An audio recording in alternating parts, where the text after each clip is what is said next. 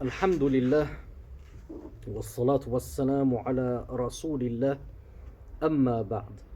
On arrive au chapitre sur As-Siwak wa Khisal al-Fitra. Donc de manière générale, tout ce qui va concerner Al-Fitra, la saine nature. Cheikh Salih Al-Fawzan, rahmatullahi alayhi, wa hafidhahullah, nous dit روت المؤمنين عائشة رضي الله عنها أن النبي صلى الله عليه وعلى آله وسلم قال السواك مطهرة للفم مرضاة للرب رواه أحمد وغيره. Cheikh Salih حفظه introduit ce chapitre sur le siwak et la fitra par un hadith du messager d'Allah rapporté par Aïcha radiyallahu anha, où le prophète sallallahu alayhi wa sallam, comme rapporté par Muslim et autres que lui, a dit que as-siwak, le siwak c'est ce fameux bâton par lequel on se cure les dents. Il nous dit as-siwak est une purification pour la bouche, un agrément pour le Seigneur, c'est-à-dire que il purifie la bouche et il suscite l'agrément d'Allah subhanahu wa ta'ala. Allah agrée ceci. وثبت في الصحيحين عن أبي هريرة رضي الله عنه قال قال رسول الله صلى الله عليه وعلى آله وسلم الفطرة خمس أو خمس من الفطرة الختان والاستحداد وتقليم الأظفار ونتف الإبط وقص الشارب والحديث متفق عليه. Il y a un hadith unanimement authentique rapporté par Abu Hurayra radiyallahu anhu, qui dit que le messager d'Allah sallallahu alayhi wa sallam a dit que la fitra est de 5, ou bien il a dit 5 choses font partie de la fitra. Al-khitan, qu'est-ce que al-khitan? La circoncision. Al-istihdad, qu'est-ce que al-istihdad? Bien sûr, tout ça on va le détailler shay'an fa shay'an, de manière isolée, indépendante.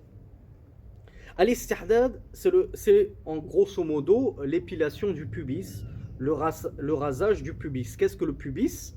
C'est les poils qui poussent au niveau des organes génitaux. Wa taqlimul afar, le fait de se couper les ongles. Wa natful ibt, le fait de s'épiler les poils des aisselles. Wa qassu sharib, le fait de se tailler la moustache. وفي الصحيحين أيضا عن ابن عمر رضي الله عنهما مرفوعا أحفوا الشوارب وأعفوا اللحى. Donc on a un autre hadith unanimement authentique rapporté par Ibn Umar radiyallahu anhuma, qui a dit que le messager d'Allah sallallahu alayhi wa sallam a dit: taillez vos moustaches et laissez pousser vos barbes. Cheikh Salih Al-Fawzan حفظه nous dit من هذه الأحاديث وما جاء بمعناها أخذ الفقهاء الأحكام التالية. En vertu de ces hadiths et d'autres hadiths sur ce chapitre, les fuqaha, les jurisconsultes, ont établi des jugements jurisprudentiels. Parmi les jugements suivants, nous dit Cheikh Fawzan, donc il va détailler les jugements. Il nous dit مشروعية السواك وهو استعمال عود أو نحوه في الأسنان واللثة ليذهب ما علق بهما من صفرة ورائحة. Parmi ces jugements qu'ont retenu les jurisconsultes, qu'ont extrait les jurisconsultes des différents hadiths du messager d'Allah sur le sujet de la fitra, Cheikh Fawzan nous dit on en retire la légifération ou la législation du siwak. C'est-à-dire le siwak, il est légiféré. Et plus particulièrement, il est sunna. On ne dit pas que c'est wajib, on ne dit pas que c'est obligatoire, mais on dit que c'est sunna. Cheikh Fawzan nous explique ce que c'est que le siwak, utiliser le siwak. Il nous dit c'est le fait d'utiliser un bâton, ou ce qui est semblable à cela. Je vous le dis tout de suite, la brosse à dents, c'est bon. Ça remplace le siwak, il n'y a aucun souci. Donc utiliser un bâton sur les dents et les gencives. Donc Cheikh Fawzan nous dit que le siwak s'utilise sur les dents et sur les gencives afin d'enlever les impuretés, les détritus, les restes qui se sont collés entre les dents ou au niveau des gencives. Et Cheikh Fawzan nous dit même que ça enlève à soufra, c'est-à-dire je ne sais pas si on dit comme ça, la jauneur, c'est-à-dire lorsqu'on commence à voir les dents qui jaunissent, qui deviennent donc jaunâtres, Le siwak permet de blanchir les dents et donc d'enlever cette couleur un peu jaunâtre qui arrive lorsqu'on ne se brosse pas les dents. Wara'iha, et le siwak enlève aussi les mauvaises odeurs qu'ont ceux qui ne se brossent jamais les dents, qui ne se passent jamais le siwak, qui mangent et qui ne se purifient jamais la bouche. Bon, au final, on a des dents jaunes et une mauvaise odeur. Eh bien, Cheikh Fawzan nous dit, le siwak, il enlève tout ça. Il enlève les détritus, il enlève la jauneur, entre guillemets, vous me corrigerez si je me suis trompé, et il enlève la mauvaise odeur. وقد ورد أنه من سنن المرسلين, et il a été rapporté que le siwak, c'est la sunna des envoyés. C'est pas une invention mohammedienne. C'est pas le prophète Mohammed sallallahu alayhi wa sallam qui a apporté cette nouvelle chose qui était inconnue des nations avant nous, mais c'est la sunna des envoyés d'Allah subhanahu wa ta'ala, nous apprend Cheikh Salih al-Fawzan hafzahullah. فأول من استاك إبراهيم عليه الصلاة والسلام وقد بين الرسول أنه مطهرة للفم أي منظف له مما يستكره وأنه مرضاة للرب أي يرضي الرب تبارك وتعالى. Donc Cheikh Salih al-Fawzan nous apprend que le premier envoyé à avoir utilisé le siwak, c'est Abraham, notre prophète Ibrahim alayhi salatu wassalam. Et il nous explique le hadith qu'on vient de lire, huwa matharatun lil fam, il nous dit yani munazzifun lahu. Il purifie, il nettoie la bouche de ce qui est désagréable en termes de résidus, de mauvaises odeurs, de mauvaises couleurs. Wa mardatun lirab yani yurdi ar-rabb. Mardatun lirab, c'est-à-dire il provoque, il suscite l'agrément d'Allah subhanahu wa ta'ala. Allah est satisfait de son serviteur lorsqu'il se purifie la bouche. وقد ورد في بيانه والحث عليه أكثر من 100 حديث. Il a été rapporté dans l'incitation à utiliser le siwak plus de 100 hadiths, nous dit Cheikh Salih al-Fawzan hafzahullah. مما يدل على أنه سنة مؤكدة. Ce qui prouve et ce qui indique que c'est une sunna, comme je l'ai dit, mais Cheikh Salih va même plus loin. Il nous dit sunna mu'akkada. C'est-à-dire c'est une sunna très importante. Il ne convient pas de la délaisser. Tu n'es pas pécheur si tu la délaisses. C'est une sunna muakkada, c'est-à-dire, certes, ça reste une sunna, tu n'es pas obligé de la faire, si tu ne la fais pas, tu n'es pas pécheur, mais c'est une sunna muakkada, donc il est préférable, il ne convient pas que tu la délaisses. حث الشارع عليه ورغب فيه وله فوائد عظيمة. Il nous dit, le siwak, donc il a été fortement recommandé et il possède plusieurs vertus. De grandioses vertus. من أعظمها وأجمعها ما أشار إليه في هذا الحديث السواك مطهرة للفم ومرضاة للرب. Pardon. Il nous dit parmi les plus grandioses vertus du siwak, il y a justement ce hadith que l'on vient de lire, c'est qu'il est purifiant pour la bouche et il suscite l'agrément d'Allah subhanahu wa ta'ala. ويكون السواك بعود لين من أراك أو زيتون أو عرجون أو غيرها مما لا يتفتت ولا يجرح الفم. Cheikh Fawzan maintenant nous explique, on a vu comment passer le siwak et à quoi il correspondait. Il a dit c'est le nettoyage des dents et des gencives. Mais avec quoi on fait le siwak? Cheikh Fawzan nous a dit c'est un bâton ou ce qui est semblable. D'accord, un bâton de quoi?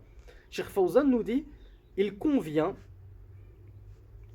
c'est pas une obligation, mais il convient, c'est pour toi qu'on le dit, pour pas que tu te fasses mal aux dents et aux gencives et que tu aies la bouche en sang. Donc il convient que tu adoptes un siwak, un bâton, qui soit layin, c'est-à-dire qu'il est tendre le bâton. Lorsque tu l'épluches, la chair du bâton, elle est tendre, comme les poils d'une brosse à dents. Une brosse à dents, c'est pas du fer, c'est pas du métal avec lequel tu te racles les dents. C'est quelque chose de doux qui te caresse les dents. Ainsi doit être ton siwak. Ainsi il convient que soit ton siwak. Donc c'est quelque chose de tendre, qu'il provienne de l'arbre de l'arak, et c'est ce qui est le plus connu, qu'il provienne de l'arbre de l'olivier, qu'il provienne du palmier, ou ce qui est semblable à cela. Ne te dis pas que le siwak c'est forcément un bâton d'arak. Non. Tu veux prendre un bâton d'olivier, un bâton de palmier, il n'y a aucun souci à partir du moment où il est bien tendre. Et s'il n'est pas tendre, fais comme Aïcha le faisait pour son défunt mari, messager d'Allah sallallahu alayhi wa sallam, elle disait je le mordillais, je le mastiquais afin de l'attendrir, puis je le donnais au messager d'Allah sallallahu alayhi wa sallam. Où en sont nos épouses de cela? Où sont les épouses qui attendrissent encore le siwak de leur mari? Donc Cheikh Fawzan nous dit que ce soit un bâton d'arak, d'olivier, de palmier ou n'importe quoi. Et il convient que là, yatafattat, on a certains siwaks bas de gamme, bas prix, qui lorsqu'on les passe sur les dents et les gencives, ils s'émiettent dans la bouche. Et on a des morceaux de siwak partout dans la bouche. Donc Cheikh Fawzan nous dit il est bon que le siwak il soit tendre, certes, mais il a une certaine consistance, afin qu'il ne s'effrite pas et ne s'émiette pas. Wala yajrahul fam. Et comme on a dit, il faut qu'il soit suffisamment tendre pour ne pas blesser la bouche, les dents, les gencives. Wa yusannu siwaku fi jami' al-awqat. Ah, là on aborde un point important. Est-ce que le siwak, il est bon d'en user en toutes circonstances, en tout temps, à tout moment de la journée? Cheikh Fawzan, et c'est son avis, il a divergé du madhab hanbali, on va le voir. Il nous dit oui, c'est la sunna d'utiliser le siwak à tout moment, en toutes circonstances. Fi jami' al-awqat, tu peux l'utiliser à tout moment. Hatta lis-sa'im fi jami' al-yawm. Il nous dit jusque au jeûneur, durant toute la journée, le jeûneur peut utiliser le siwak. Pourquoi Cheikh Fawzan nous dit hatta? C'est parce qu'il voulait montrer que lui, il n'avait pas opté pour l'avis des Hanabila, qui est le mu'tamad du madhab chez les Hanabila, c'est que le siwak il est bon à tout moment, on est d'accord, mais les Hanabila ils disent quoi? Ils disent sauf pour le jeûneur ba'da az-zawal. Après le temps du dhuhr, az-zawal c'est lorsque le soleil commence à décliner vers l'ouest. Donc après l'entrée de l'heure du dhuhr, les jurisconsultes hanbalites ainsi que d'autres ont dit qu'il est détestable. Ils n'ont pas dit interdit, ils ont dit détestable. Yukrahu isti'malu siwak ba'da az-zawal lis-sa'im. Il est détestable d'utiliser le siwak pour le jeûneur après az-zawal, après waqtu dhuhr. Pourquoi? Parce qu'ils disent qu'après le waqtu dhuhr, c'est là que tu commences à développer la fameuse haleine du jeûneur qui est selon nous une haleine putride. Mais le Rasulullah a dit que l'haleine du jeûneur, elle était préférée auprès d'Allah que le musc, le fameux musc, ce parfum exquis. Allah lui préfère cette haleine. Pourquoi il préfère l'haleine du jeûneur? Parce que cette haleine, elle est issue de quoi? Qu'est-ce qui la provoque? Elle est issue d'une ibada extrême, d'une adoration d'Allah sincère qui est le jeûne. Donc Allah préfère cette odeur qui est lié à une adoration, à son adoration, plutôt que le parfum du musc. Donc voilà pourquoi certains fuqaha ont dit il est détestable d'utiliser le siwak après az-zawal, après le temps du dhuhr. Pourquoi? Parce qu'ils disent que le siwak il va enlever ta mauvaise haleine, il va enlever la mauvaise odeur qu'il y a dans ta bouche, comme on vient de le voir. Parmi les nombreux bénéfices du siwak, il enlève la mauvaise haleine. Donc ils vont dire non, tu vas enlever cette mauvaise haleine entre guillemets, alors que cette haleine là, Allah Azza wa Jal, il l'aime même plus que le musc. Donc ils ont dit c'est détestable, laisse ta bouche avoir cette haleine de jeûneur, ne t'en fais pas, Allah lui il aime cela. Mais Cheikh Fawzan nous dit non, le siwak il est recommandé, il est sunna à tout moment de la journée, même pour le jeûneur, même après az-zawal, le temps du dhuhr. Il n'y a pas que Cheikh Fawzan qui a opté pour cet avis. Il nous dit ala sahih, selon l'avis correct, selon Cheikh Fawzan. Mais le siwak, donc il est sunna à tout moment de la journée. Ça a été rapporté que Rasulullah sallallahu alayhi wa sallam, la première chose qu'il faisait lorsqu'il rentrait chez lui, c'était de se curer les dents avec le siwak, pour avoir un beau sourire pour son épouse, une belle haleine pour son épouse. Alors, pas de jaloux, où en sont les frères? On va avoir des sœurs qui vont nous dire il est vraiment misogyne ce Samy, c'est toujours il tape sur nous. Où sont les frères? Où sont les frères qui se passent un petit coup de siwak avant de rentrer chez eux pour être tout beau pour leurs épouses? Voilà, un point partout, balle au centre. Donc Cheikh Fawzan nous dit il est bon en tout moment, le siwak, les sunna en tout moment, mais il y a des moments où il est d'autant plus recommandé qu'à d'autres moments. Par exemple, il nous dit yata'akkadu 'inda al-wudu. Il est d'autant plus recommandé le siwak lors des ablutions. لقوله صلوات الله عليه لولا أن أشق على أمتي لأمرتهم بالسواك عند كل وضوء وفي رواية عند كل صلاة. Le messager d'Allah a dit si je ne craignais d'être trop coercif, d'être contraignant, d'être trop dur envers ma communauté, je leur aurais ordonné le siwak à chaque ablution. Et dans une version du hadith, il a dit à chaque prière. Donc ça, c'est une preuve que le siwak, il est bon tout le temps, mais il est d'autant plus recommandé lorsque tu fais tes ablutions. Donc Cheikh Fawzan nous dit فالحديث يدل على تأكد استحباب السواك عند الوضوء ويكون ذلك حال المضمضة.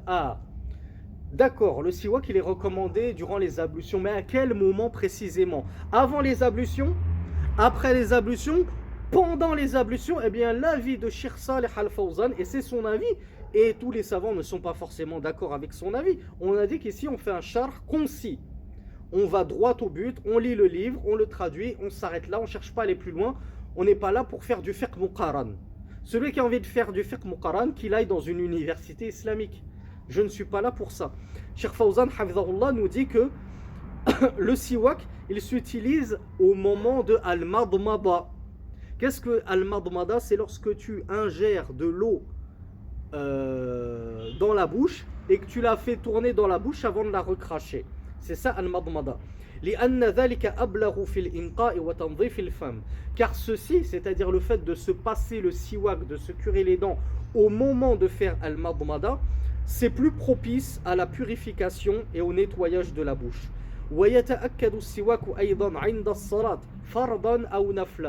Et Cheikh Fawzan, Hafizahullah, nous dit deuxième moment très recommandé pour le siwak, c'est lorsque tu vas faire la prière.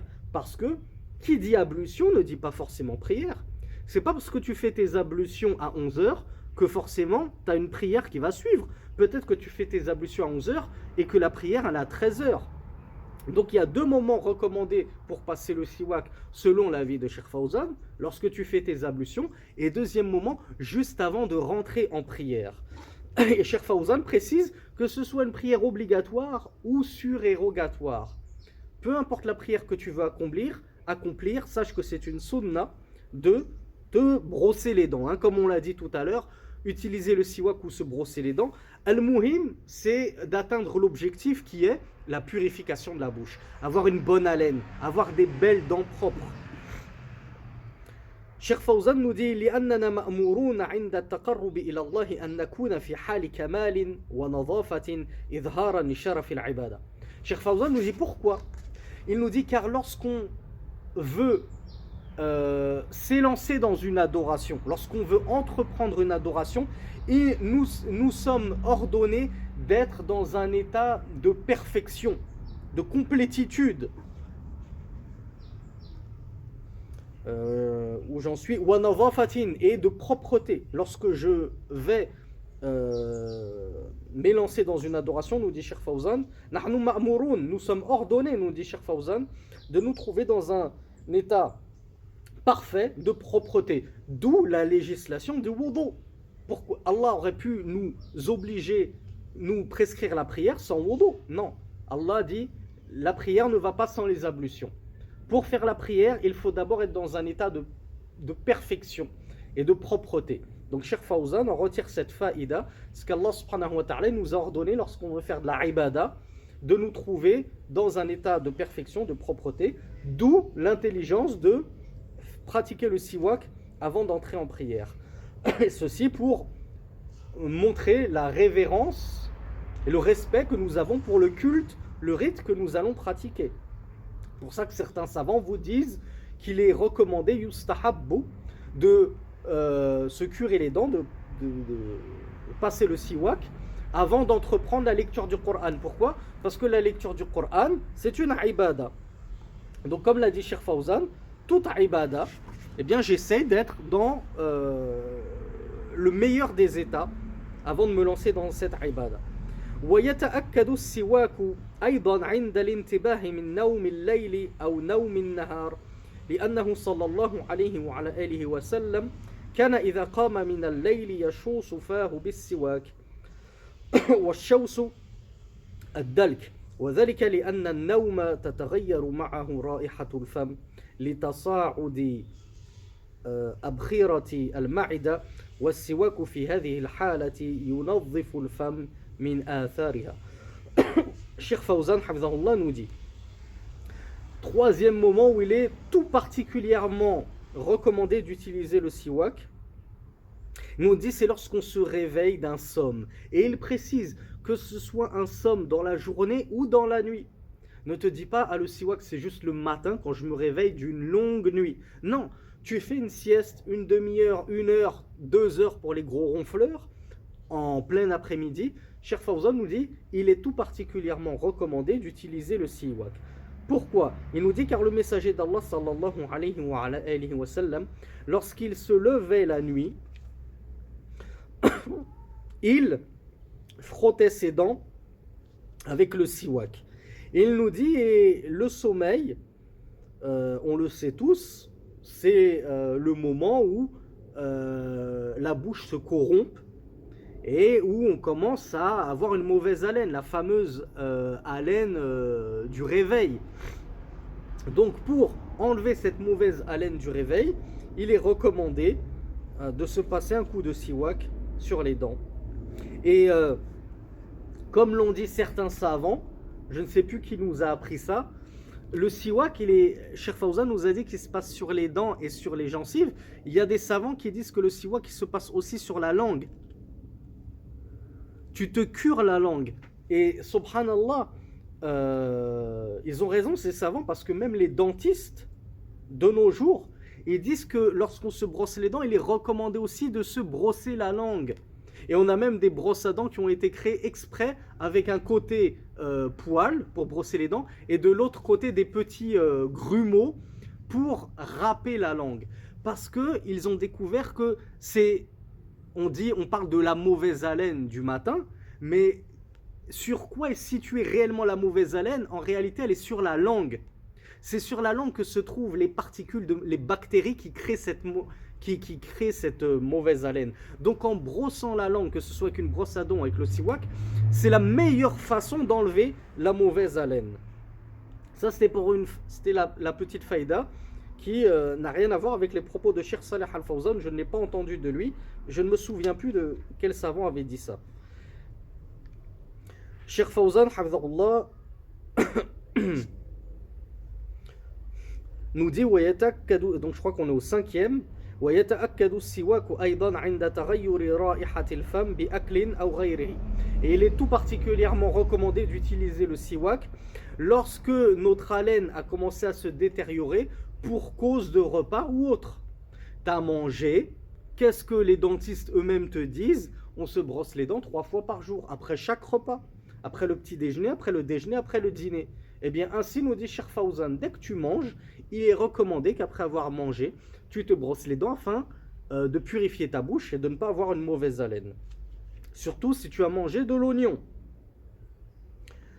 Je vous rappelle que le prophète sallallahu alayhi wa sallam avait dit, celui qui a mangé de l'oignon, qu'il n'assiste pas à la prière avec nous. Imaginez-vous, Rasulullah qui va priver de la récompense d'une prière en congrégation avec lui, dans sa mosquée, à Médine, juste parce que quelqu'un a mangé de l'oignon. Donc purifiez-vous bien les dents, barakallahu fikum, ou la bouche de manière générale. Et enfin, dernier moment très recommandé, nous dit Cheikh Saleh Al-Fawzan, يتأكد أيضا عند قراءة القرآن لتنظيف الفم وتطييبه لتلاوة كلام الله. Il est recommandé tout particulièrement d'utiliser le siwak lors de la lecture du Coran afin d'embellir la bouche, de purifier la bouche lors de la récitation de la parole d'Allah. On ne cessera de le marteler, Al-Qur'an kalamullah ghayru makhlouq. Le Coran c'est la parole d'Allah incréée. Wa sifatu tasawwuk. Donc là on a parlé du siwak en lui-même. On a parlé de quoi, à quel moment doit être utilisé le siwak, de quoi doit être constitué le siwak. Maintenant, Cheikh Saleh Al-Fawzan va nous parler de comment pratiquer le siwak. Comment pratiquer l'acte de purification. Il nous dit أن يمر المسواك على لثته وأسنانه فيبتدئ من الجانب الأيمن إلى الجانب الأيسر ويمسك المسواك بيده اليسرى. Donc Cheikh Fawzan nous dit pratiquer le siwak, comment cela s'opère. Il nous dit c'est le fait de passer le miswak, donc le bâton d'arak ou ce qui est semblable à cela, sur la gencive et sur les dents. Et nous avons vu que si tu veux le faire sur la langue, marhaban bik, fais-toi plaisir, il n'y a aucun souci, bien au contraire. Tu verras que tu auras une haleine encore plus agréable lorsque tu le passes aussi sur la langue. Et ceci en commençant du côté droit. Pourquoi ? Parce que Rasulullah sallallahu alayhi wa sallam aimait commencer par la droite dans toutes ses affaires. On l'a détaillé dans un cours précédent. Donc tu commences par te nettoyer la droite. Alors si vous voyez à gauche sur la caméra, c'est parce que le miroir inverse toujours l'image. Donc ce que vous voyez étant ma gauche, en réalité, c'est ma droite. Donc on commence par la droite, on poursuit sur le milieu et on va jusqu'au côté gauche, on se purifie ainsi avec le siwak. وَيُمْسِكُ الْمِسْوَاكَ بِيَدِهِ الْيُسْرَى. Donc vous le voyez à l'écran comme étant ma droite, mais en réalité c'est ma gauche que je vous montre. Et Cheikh Fawzan nous dit il tient son siwak avec la gauche. Pourquoi avec la gauche? Qui va nous donner la bonne réponse parmi vous? On l'a dit dans un cours précédent, lorsqu'il s'agissait d'enlever les impuretés, Rasulullah sallallahu alayhi wa sallam opérait toujours par la main gauche. C'est pour ça qu'on l'a vu dans un cours précédent, le messager d'Allah a dit que personne d'entre vous ne touche son sexe avec la main droite. Donc lorsque nous les hommes, nous tenons notre instrument pour uriner, on le tient non pas avec la main droite, mais avec la main gauche. Lorsqu'on s'essuie, homme comme femme, les matières fécales, les gouttes d'urine, on s'essuie avec la main gauche, pas avec la main droite. Donc de la même façon, lorsque j'essuie les détritus, la crasse, excusez-moi d'employer ces termes, mais c'est pour vous montrer que c'est sale. Lorsque je nettoie ma saleté, je la nettoie avec ma main gauche. Cheikh Fawzan nous dit ensuite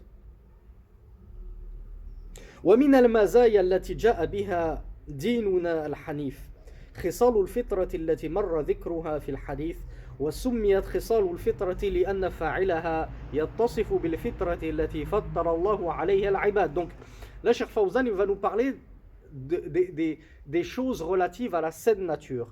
Et il nous dit pourquoi ça s'appelle fitra.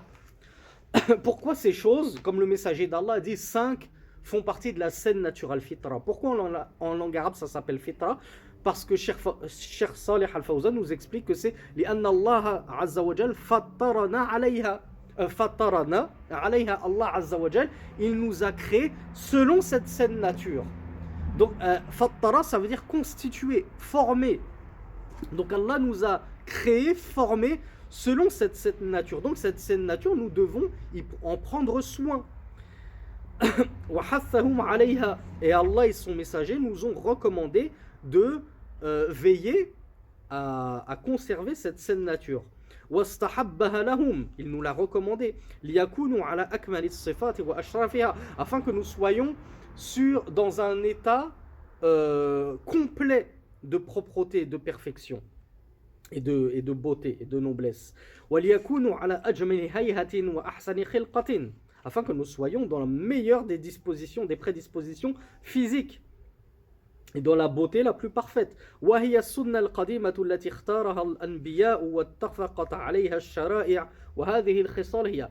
nous dit que ces fitra que l'on va décrire, comme on l'a vu, elles ne sont pas spécifiques au prophète Mohammed sallallahu alayhi wa sallam, mais Cheikh Saleh Al-Fawzan nous dit ittafaqat alayha al-anbiya.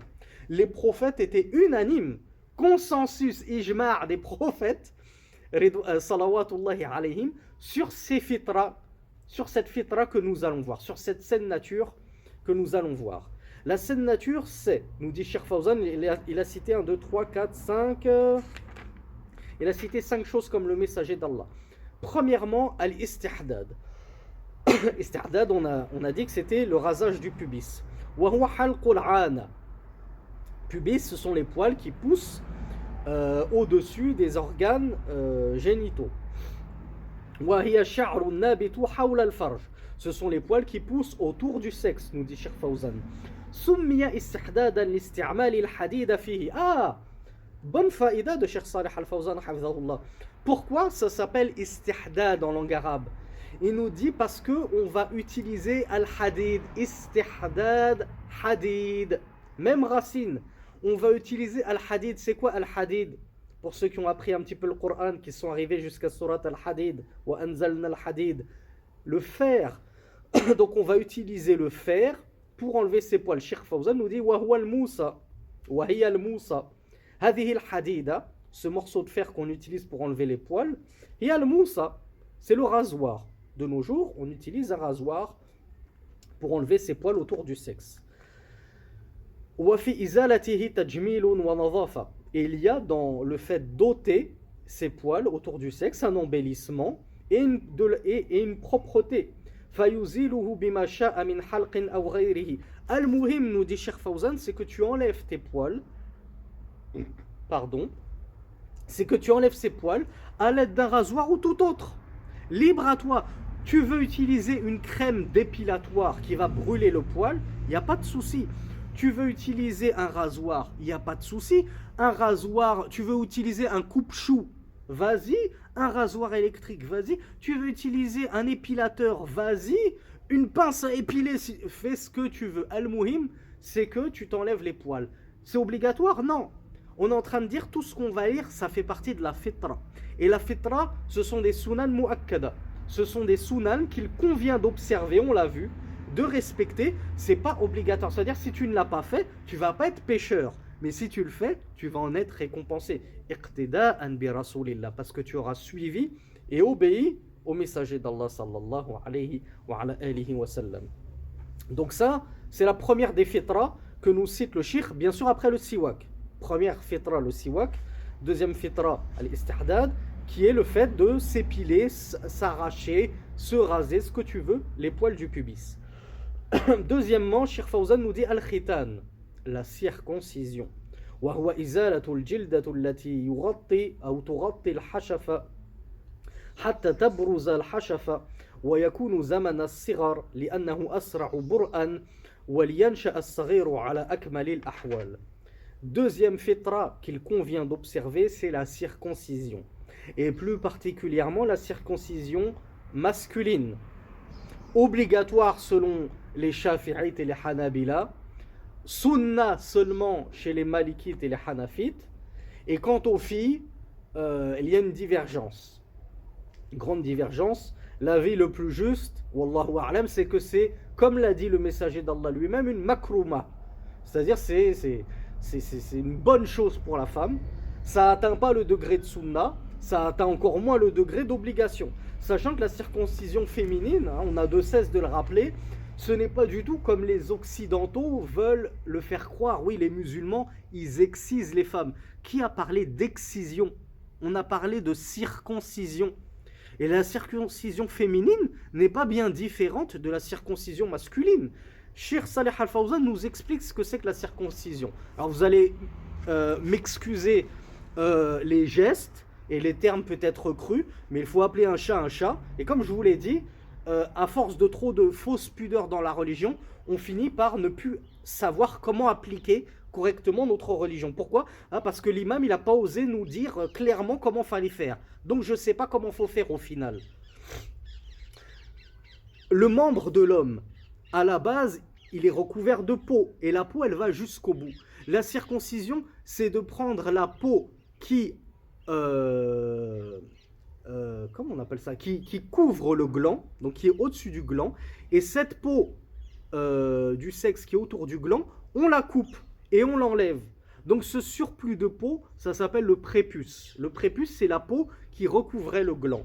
Donc au final, le membre de l'homme, il est recouvert de peau et à son extrémité, au niveau du gland, il est nu. Il est dénué de peau. C'est ça la circoncision, c'est enlever ce surplus de peau au niveau du gland, nous dit Cheikh Salih Al-Fawzan. C'est quoi la circoncision féminine? La même chose. La femme, elle n'a pas un membre aussi imposant que l'homme, cependant, à l'entrée de son vagin, elle a ce qu'on appelle le clitoris. Et le clitoris, c'est un tout petit morceau de chair érectile. Et il est recouvert lui-même, comme le sexe de l'homme, d'un petit capuchon. Eh bien, c'est quoi la circoncision féminine? C'est le fait de couper un peu de la chair. Un peu de la chair, un tout petit peu. Et c'est pour ça que le messager d'Allah, sallallahu alayhi wa sallam, lorsqu'il a vu les femmes pratiquer l'excision, la circoncision féminine, il a dit enlève un peu, n'exagère pas, c'est-à-dire ne pratique pas une ablation du clitoris. Qu'est-ce que les Occidentaux montrent? Ils montrent des pratiques barbares d'ablation du clitoris. On enlève tout le clitoris. Et le clitoris, c'est l'organe qui donne du plaisir à la femme. Donc lorsque tu lui enlèves tout le clitoris, tu lui enlèves 90% du plaisir qu'elle peut ressentir durant un rapport avec son mari. Donc voilà pourquoi le messager d'Allah a dit enlève un petit peu de chair, mais n'enlève pas tout. Ne pratique pas une ablation du clitoris. Tu enlèves un peu de chair comme on enlève un peu de chair aux membres du garçon. Et il a dit, car il est plus réjouissant pour le mari. Pourquoi il est plus réjouissant pour le mari? Parce que la femme, si elle garde son clitoris, elle va prendre du plaisir durant le rapport avec son mari. Et le mari va être satisfait, il va être content que sa femme prenne du plaisir avec lui. Mais si tu lui enlèves tout, tu es en train d'enlever toute la shahwa, tous les désirs, tout le plaisir à la femme. Et quel mari peut décemment prendre du plaisir avec son épouse s'il voit qu'elle-même, elle ne retire aucun plaisir avec lui? Donc voilà pourquoi il ne faut pas sombrer dans un extrême comme dans l'autre.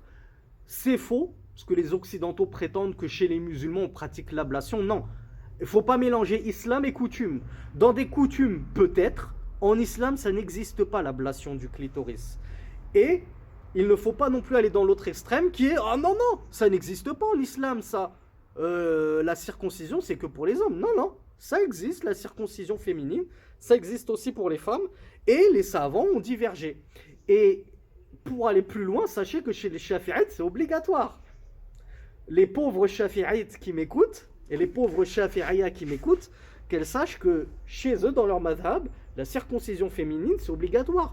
Mais, je dis les pauvres, c'est pour taquiner. Pourquoi? Parce qu'on l'a vu, la circoncision féminine, ce n'est pas du tout un acte barbare. Ce n'est pas un acte de cruauté. C'est le pendant féminin de la circoncision masculine. Ni plus ni moins. Pourquoi s'affoler? Pourquoi en faire tout un drame? Et c'est une pratique encore très courante. Il y a des pays comme l'Égypte, c'est encore pratiqué de nos jours, sachez-le. C'est pas une pratique, comme on appelle ça, moyenâgeuse, obsolète. Non, non, non, c'est encore en vigueur dans certains pays. Alors, Cheikh Fawzan nous dit, quand est-ce qu'on doit pratiquer, quand est-ce qu'il est recommandé, hein, on ne parle pas avec l'impératif, puisque ça reste des sunan, donc on est dans l'ordre de la recommandation et non pas de l'obligation. Quand est-ce qu'il est recommandé de pratiquer la circoncision? Cheikh Fawzan nous dit, il convient de la pratiquer durant l'enfance, assez rare, quand les enfants sont encore petits. Car Cheikh Fawzan nous dit que cela est plus prompt à... à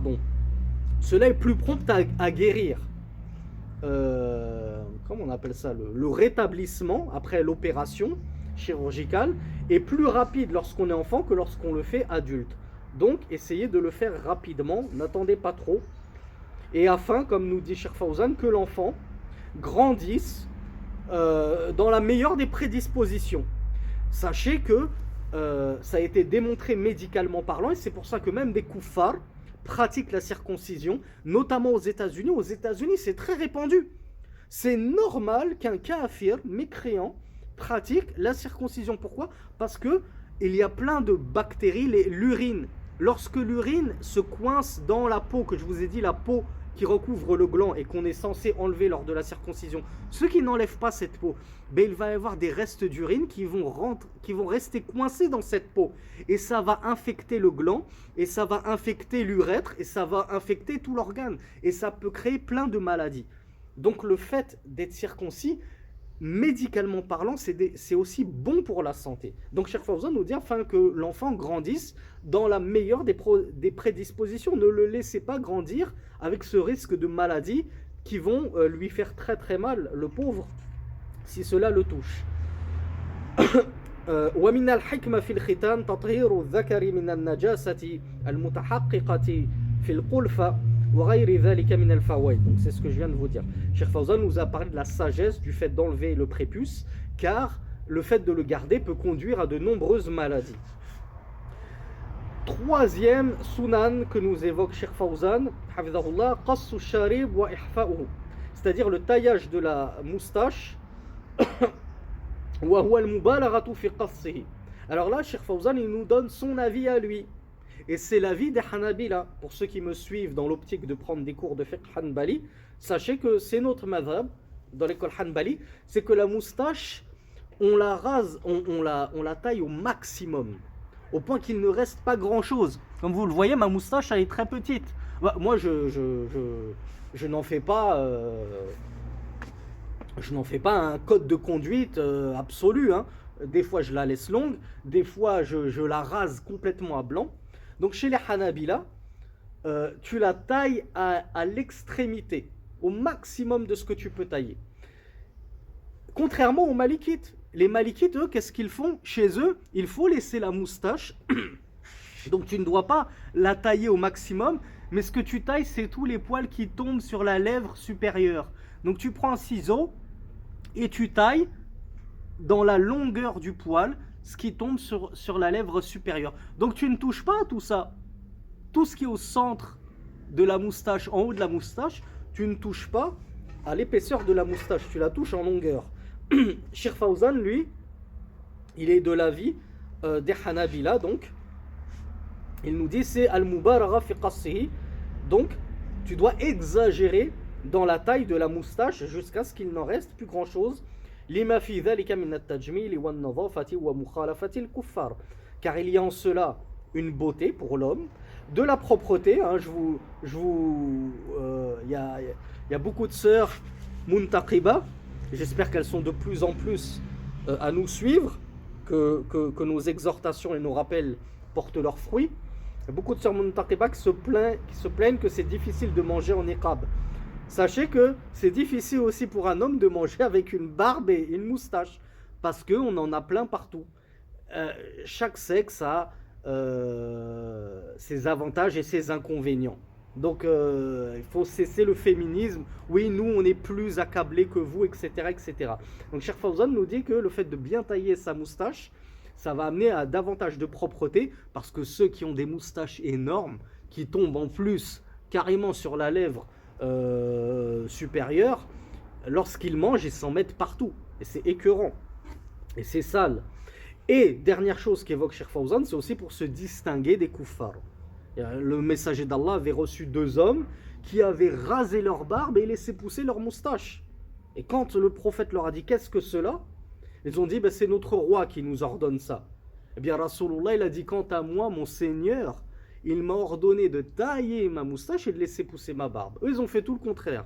Eux, ils taillent la barbe jusqu'à ce qu'il n'en reste quasiment plus rien, et ils laissent pousser à outrance leur moustache. Ça, c'est le code de, j'allais dire vestimentaire, le code hygiénique, si on peut dire ainsi, des kuffars. Donc nous, on se différencie d'eux, et on laisse pousser notre barbe, et on se taille la moustache. J'insiste dessus parce que c'est triste.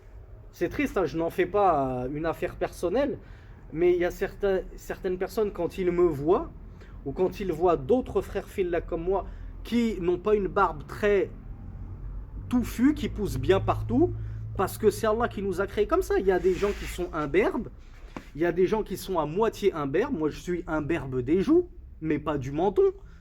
Khalqullah, qui puis-je? Qu'est-ce que j'y peux? C'est la décision d'Allah. Eh bien, il se moque. Celui-là, si c'est pour avoir une barbe comme ça, autant qu'il la taille. Il ne peut pas la tailler bien pour que ça fasse beau. Là, ça fait n'importe quoi, ça part dans tous les sens. Subhanallah. Je me brosse la barbe, je ne sais combien, à chaque wudu. À chaque ablution, je me brosse la barbe. Je me réveille, je me brosse la barbe. Avant de donner un cours, je me brosse la barbe. Donc ne pensez pas que ma barbe hirsute est due à un manque de soins et d'hygiène de ma part. Au contraire, je la brosse pour qu'elle soit au mieux de sa forme. Mais Allah nous a créés comme ça. Eh bien, il y a des gens irréfléchis et qui manquent cruellement de science et de réflexion et qui te préconisent carrément de te tailler la barbe juste parce qu'ils estiment que ça fait pas trop joli, que ça fait moins tibétain, etc., etc. Subhanallah. Craignez Allah, mes frères. Craignez Allah dans vos moqueries, parce qu'en vous moquant de la barbe de tel frère et tel frère, vous êtes en train de vous moquer de la création d'Allah. C'est pas ce frère qui a choisi d'avoir une barbe comme ça, subhanallah. Donc vous vous moquez de la création d'Allah et vous vous moquez de l'ordre d'Allah et de son messager qui ont ordonné de laisser pousser nos barbes. Et vous êtes en train de leur dire, oh ben, si c'est pour avoir une barbe comme ça, autant la tailler, autant la couper, la raser, ce que vous voulez. Non, on la taille, ni on la taille, ni on la rase, on la laisse pousser. Selon certains savants, tu peux tailler uniquement ce qui dépasse du point, comme on l'a déjà expliqué. Mais ce qui est compris dans ton point, tu ne peux pas le tailler, ça. Donc attention aux moqueries, c'est très grave. Et sachez que certaines moqueries peuvent faire sortir de la religion, notamment les moqueries sur la religion. Le fait de te moquer de la religion, tu te moques de la barbe, tu es en train de te moquer de la religion d'Allah, subhanahu wa ta'ala. Quelle différence entre toi qui te moques de la barbe et un autre qui se moquerait du voile?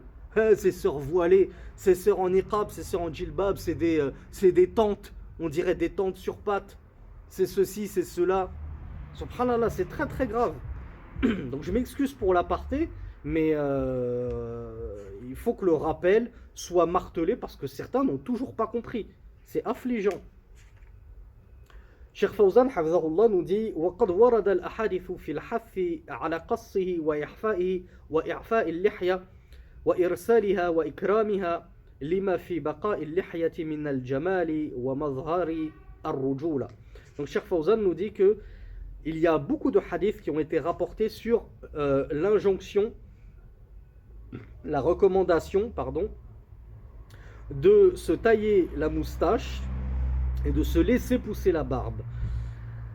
Car il y a dans la barbe une beauté et une apparence virile de l'homme. Un homme qui se rase, comme le disent certains, c'est une femmelette. Toute la virilité de l'homme est dans sa barbe, comme la virilité du lion est dans sa crinière. Tu enlèves sa crinière au lion, ça devient quoi? Une lionne. Quelle est la différence entre un lion et une lionne, physiquement, en dehors des attributs génitaux? C'est la crinière. Tu enlèves la barbe à un homme, ça devient une femme. C'est une image, hein. Cheikh Fawzan, hafidhahullah, nous dit وَقَدْ عَكَسَ كَثِيرٌ مِنَ النَّاسِ الْأَمْرِ. C'est triste, mais Cheikh Fawzan nous dit et de nombreuses personnes ont inversé la tendance. Ils ont inversé la chose. La fitra de la barbe et de la moustache, ils ont inversé la tendance. فَصَارُوا يُوَفِّرُونَ شَوَارِبَهُمْ وَيَحْلِقُونَ لِحَاهُمْ. Ils commencent maintenant à laisser pousser abondamment leur moustache et à raser leur barbe. أو يقصونها أو يحاصرونها في نطاق ضيق. Ou bien ils la taillent, extrêmement et ne la laissent qu'à certains endroits, comme certains qui se font un petit bouc, certains qui se font ce qu'on appelle le collier. Ils la taillent bien ici, ils la laissent juste ici pour se faire un collier. Tout ceci n'est pas bon, nous explique Cheikh Fawzan. Ceci est une contradiction évidente de la guidée prophétique. Et ce n'est rien d'autre qu'une imitation des ennemis d'Allah et de son messager. Et je vous renvoie à ce propos au dernier cours sur Thalathat al-Usul, les trois fondements. En faisant cela, en laissant pousser ta moustache ou même en l'enletant totalement et en ôtant aussi la barbe ou en la taillant de manière extrême, tu es en train d'enlever les vestiges de ta virilité, le peu qui te restait de ta virilité. Et je ne parle même pas de certains frères qui en plus portent des colliers, portent des chaînes, portent des boucles d'oreilles, la totale. Sachez que tout cela est interdit pour vous, ô mes frères. Et Cheikh Fawzan nous dit هو نزولا عن سمات الرجولة والشهامة إلى سمات النساء والسفلى. Tu ne fais que passer tu ne fais que t'éloigner de la virilité et de la bonne masculinité pour te rapprocher de la féminité. Tu es en train tu es en train de finir parmi les efféminés en voulant imiter toutes ces stars qui se rasent, etc. pour faire comme eux. حتى صدق عليهم قول الشاعر يقضى على المرء في أيام محنته حتى يرى حسنا ما ليس بالحسن. Cheikh Fawzan nous rapporte deux vers de poésie que j'ai beaucoup appréciés. Et le deuxième, ولا عجب أن النساء ترجلت ولكن تأنيث الرجال عجيب. Cheikh Fawzan nous dit ceci, et comme a dit vrai le poète lorsqu'il dit l'homme à la fin de son épreuve, c'est-à-dire l'homme va être tellement éprouvé qu'à la fin de son épreuve, il va considérer ce qui est mauvais comme bon. Il va voir comme bon ce qui n'est pas bon. C'est-à-dire que l'homme, il va être tellement éprouvé qu'au final, le fait de se raser, qui est une très mauvaise chose pour l'homme, c'est une interdiction. Lui, il va trouver que c'est quelque chose de bien, que ça fait propre, que c'est moderne, etc. Que c'est du civisme, que c'est faire preuve de civisme, etc., de beauté. Alors que c'est quelque chose de laid. Il est censé voir ça comme laid. Et lui, Shaitan lui a complètement retourné le cœur à l'envers. Maintenant, cette laideur, il la voit belle. Et dans un autre vers de poésie, le poète nous dit « Il n'y a pas à s'étonner que certaines femmes se soient masculinisées. » On ne s'étonne pas que certaines femmes se soient masculinisées. Pourquoi on ne s'étonne pas? Parce qu'après tout, l'homme a un degré au-dessus de la femme. Donc, que la femme veuille se rapprocher de l'homme pour atteindre son degré au-dessus, bon, à la limite, on ne s'étonne pas, sachant que c'est interdit. Rasulullah a maudit les hommes qui s'efféminisent, je ne sais pas si ça se dit comme ça, les hommes qui cherchent à ressembler aux femmes, et il a maudit les femmes qui cherchent à ressembler aux hommes. Je ne suis pas en train de vous dire que ce n'est pas étonnant. Le prophète dit à la limite, le poète dit à la limite qu'une femme cherche à se masculiniser, à se ressembler à un homme, bon, c'est pas étonnant. À la limite, on pourrait le comprendre. C'est interdit religieusement parlant, mais on pourrait le comprendre. Il nous dit, mais la féminité des hommes, la féminisation des hommes, ça, c'est étonnant. Qu'une femme cherche à ressembler à ce qui est au-dessus d'elle, en niveau, l'homme en l'occurrence, c'est pas moi qui le dis, c'est Allah. Et les hommes ont sur elle un niveau. On va pas faire un cours de tafsir. Donc, que celle qui est en dessous cherche à ressembler à celle qui est au-dessus, à la limite. Mais que celui qui est au-dessus cherche à ressembler à celle qui est en dessous, oui, là c'est vraiment étonnant. Que des hommes cherchent à ressembler aux femmes en se rasant la barbe, oui, là c'est très très étonnant. Il est incroyable ce vers de poésie que nous cite Cheikh Salih Al-Fawzan. Quatrième scène nature, quatrième aspect de la scène nature. ومن خصال الفطرة تقليم الأظافر. Donc quatrième fitra, le fait de se couper les ongles. وهو قطعها بحيث لا تترك تطول. Donc Cheikh Fawzan nous dit, le fait de se couper les ongles, c'est juste de les couper de sorte à ce qu'ils ne poussent pas trop. On n'est pas en train de te dire de les manger jusqu'à l'os. Juste que tu évites d'avoir des ongles longs. لما في ذلك من التجميل وإزالة الوسخ المتراكم تحتها. Car en se coupant les ongles, ça contribue à la beauté physique des mains.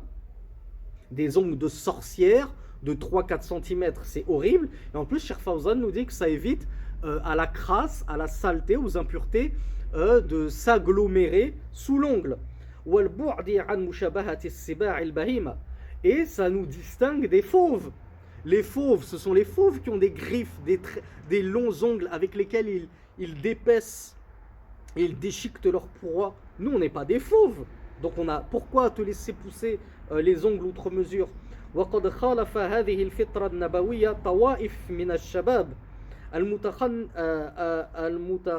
المتخنفس والنساء الهمجيات. فصاروا يطيلون أظافرهم مخالفة للهدي النبوي وإمعانا في التقليد الأعمى. Et Cheikh Fawzan, encore une fois, nous rappelle une dure réalité. Et il nous dit maintenant, nous avons une jeunesse parmi les hommes efféminés et les femmes sauvages, les femmes de peu de vertu, vraiment sauvageonnes, qui maintenant se laissent pousser les ongles, contredisant par cela la guidée prophétique et imitant par cela de manière aveugle les koufars et les sauvages. ومن خصال الفطرة نطف الإبط. Parmi la saine nature, il y a l'épilation des aisselles. أي إزالة الشعر النابت في الإبط. فيسن إزالة هذا الشعر بالنطف أو الحلق أو غير ذلك. Je rassure les plus frileux d'entre nous, c'est pas une obligation de faire l'épilation. L'épilation, c'est quoi? C'est l'arrachage. Que ce soit avec une machine, avec de la cire, tu enlèves la bande, etc. Ça fait très mal, je vous le concède. Cheikh Fawzan a dit, tu peux aussi les raser. Il n'y a pas de souci. Al-Muhim, c'est que tu enlèves. Après, il y a certains savants qui vont expliquer la sagesse. Pourquoi Rasulullah, lorsqu'il a parlé du pubis, il a parlé de raser, et lorsqu'il a parlé des aisselles, il a parlé d'épiler. Il y a des savants qui expliquent que l'épilation, elle est plus à même d'empêcher la repousse du poil. Lorsque tu te rases, le poil repousse plus vite et plus fort. L'épilation, non, ça retarde la repousse du poil. Et comme les aisselles, c'est ce qui va dégager principalement la mauvaise odeur que les gens vont sentir en s'approchant de toi, ils vont plus sentir ton odeur de transpiration plutôt que ton odeur au niveau de ton pubis. Donc c'est pour ça qu'il est plus judicieux d'employer la manière forte, si l'on peut dire, pour les aisselles plutôt que le pubis. Mais les deux sont bons. Tu veux utiliser l'épilation ou le rasage pour le pubis ou pour les aisselles, les deux sont bons, il n'y a aucun souci. Le muhim, c'est que tu appliques la sunna, on tient en juin. Le Cheikh Hafidhahullah nous dit لما في إزالة هذا الشعر من النظافة وقطع الرائحة الكريهة التي تتضاعف مع وجود هذا الشعر. Il nous dit qu'il y a en cela, le fait de s'épiler, donc, une propreté et une dissipation de l'odeur nauséabonde qui va s'accumuler dans ces endroits. Et enfin, Cheikh Fawzan, et ça je ne vais pas vous le traduire parce que souvent, en préambule et en fin de cours de fiqh, je vous rappelle qu'à la base c'était des cours à la radio. Donc il nous fait des cours de fiqh purs et durs, mais en introduction et en conclusion, il faisait quelques rappels. Alhamdoulilah, ça vous incitera à acheter le livre pour lire les rappels. Moi je préfère me contenter du fiqh pur et dur. هذا والله أعلم وصلى اللهم على نبينا محمد والحمد لله رب العالمين.